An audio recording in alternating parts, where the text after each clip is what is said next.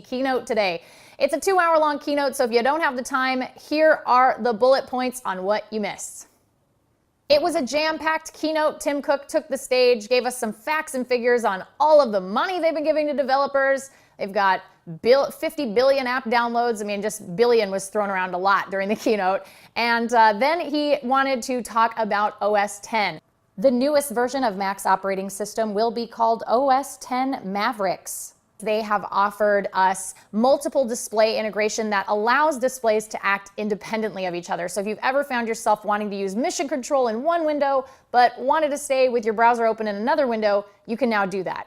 Another big piece of news for OS X users was tabbed Finder. So if you've ever found yourself with multiple Finder windows open, you can now have one cohesive Finder window with all of your different areas of note in tabs. You're going to be able to tag files. Very helpful for anybody who's ever wanted to search for files across time, but with the same theme. So maybe I want to find a picture of CES from a few years ago. I can do that now with tags. We also saw, as we normally see at WWDC, hardware refreshes, and this time around it was the MacBook Air. So the MacBook Air, a lot of people were crossing their fingers for a Retina update. We didn't quite get that this year, but we did get a huge increase in battery life. So the 11-inch MacBook Pro is going to go up to 9 hours of battery life as opposed to 5 before. And the 13-inch MacBook Pro, because it has a bigger battery, is actually going to go up to 12 hours of battery life as opposed to the 7 it had available to it before. So that's a pretty big leap and leads me to the conclusion that it's pretty obvious Apple is actively working on bringing Retina to the MacBook Air. It's just going to take time because they have to make sure that the battery life is sustainable for something like Retina. There was also a hardware unveiling, something I was hoping to see this year at WWDC, and Apple made my wishes come true. The Mac Pro, a new refreshed Mac Pro, finally showed up at WWDC, and it's kind of insane. It's amazing. It's this little tiny thing. They showed it. It's 1/8 of the size of a regular Mac Pro, which is a huge tower. And they have added Thunderbolt ports. They've got the standard USB.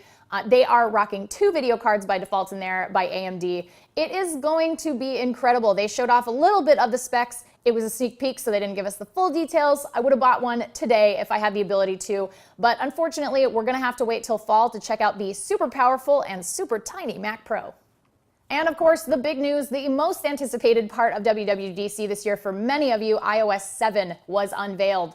We got a pretty big taste of it. It is a lot flatter for sure. Johnny Ive has busted out the steamroller, and he's also removed all of the brushed aluminum, the felt, the wool, the stitched leather. It's all gone. You will not see any of that stuff in iOS 7. As I mentioned in my expectations post last week, it was a subtle shift and a subtle change in some ways. If you've used an iPhone for a long time, it will be a big change for you, I think. But if you have used Android or Windows Phone, it might be a little bit less of a shift. It might be something you're a little more used to. Finally, multitasking, you have these lovely notifications.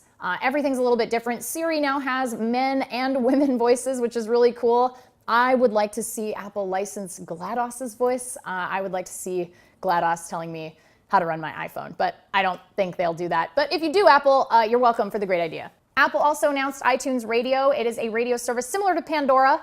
They also have the same similar sort of fee structure, but it's a little bit different. So if you have iTunes, but you don't have iTunes Match, that's $25 a year, you will get an ad-supported version of iTunes Radio. If you subscribe to iTunes Match, which is $25 a year, you get an ad-free version of iTunes Radio. So it's sort of a value add to iTunes Match. The real question is the functionality and the service similar to Pandora, and can Genius provide an equivalent algorithm to Pandora's Music Genome Project? Those are the 2 big questions about iTunes Radio. I'll be really curious to try it out. I'm sure we're going to be giving it a test run as soon as we have access to it, so stay tuned for that. But at the end of the day, it'll be really interesting to see how many users leave Pandora and come to iTunes Radio because they're already using iTunes Match.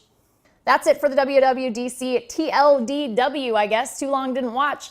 We will see you guys for recaps all over E3's show floor, but for now, I gotta start saving up for my Mac Pro.